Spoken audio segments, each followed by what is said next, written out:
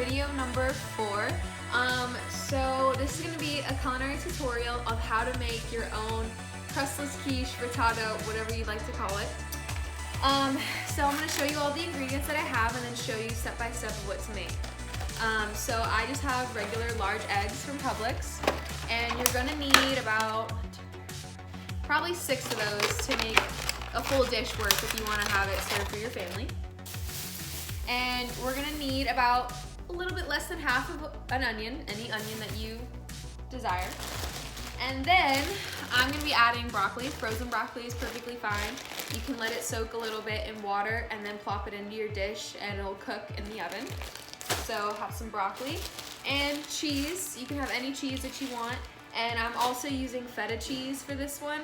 So this is going to be like a broccoli, onion, feta cheese frittata. So, and in a second I'll show you what to do with the eggs.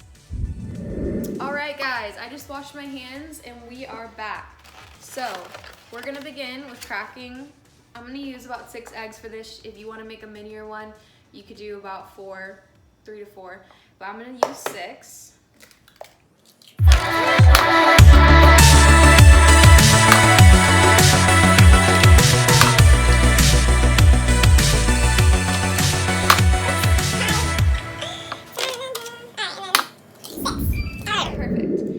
Your next step is going to be to add your seasonings with your eggs, and then I typically add a little milk in mine too, just to thicken it up. So the seasonings that I have here today are just black pepper, just toss a little bit in there. I just freehand it, my seasonings typically. And if any of you guys like adobo or any sort of really good Goya seasoning, highly recommend. It's really delicious with eggs. So I'm gonna add a little bit of adobo, just a little. And then my next thing, I've mentioned this in the previous video, voodoo. I really like it. Even though it's a rub, it kind of brings out a good flavor with eggs. So just a little bit of that. And then last but not least, the everything seasoning from Trader Joe's. You don't have to add this in there, but I think it just adds a little bit of taste.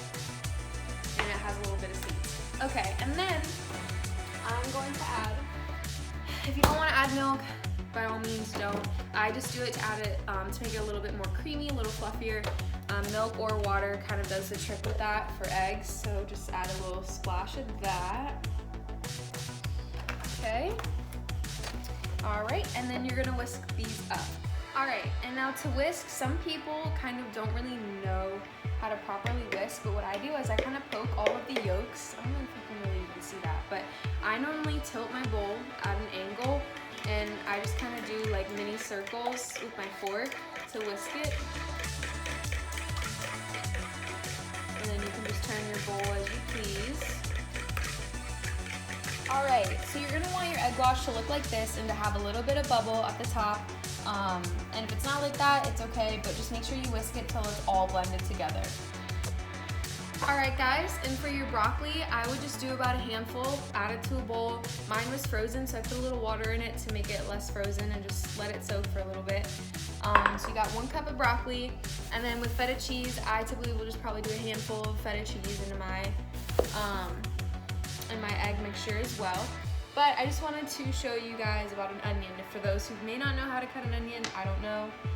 Just wanted to show you how I do it. So typically, I normally cuff my fingers in, because when you're slicing, you don't want to chop off your finger. So make sure you tuck in those fingers. And I typically cut off the ends of my onion. And then I typically peel off the skin when I cut it. And then the skin kind of just comes off from there. And then I peel it.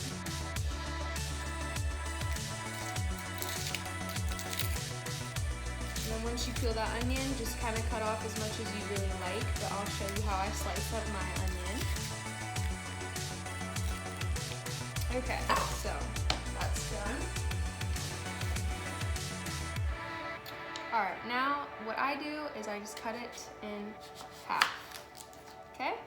And then I use the half that I'm going to use, and I flip it over to where the half side that I just sliced onto the board, and the hump is facing me. So then from there, I just take little slices vertical slices, just down the onion. And once I cut about enough, I take what I just sliced vertically and then I cut it horizontally into like little cubes.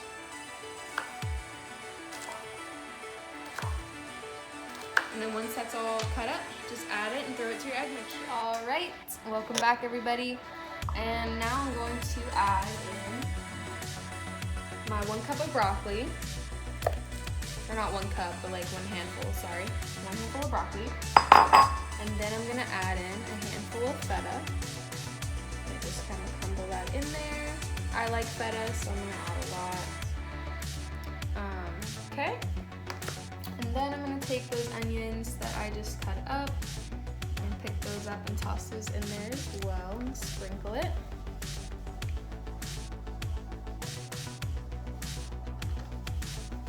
All right. And then I'm gonna use that same fork that I used earlier and just kind of mix it all together. And it's gonna be super like chunky and clumpy, but that's how you want it because you're gonna eventually put it in your dish and even it out, and then it's just gonna bake. I typically would bake for, I typically do mine for bake at 350 degrees for about like 10 minutes. Okay. All right.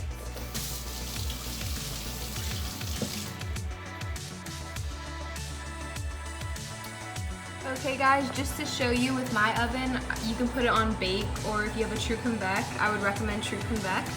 And then I put it at 350, and I baked it for about 16 minutes, 15 to 16 minutes.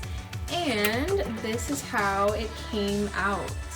A little like roasted on top, but it completely was cooked through. And yeah, so just bake it for about 16 minutes and this is your end result. Enjoy!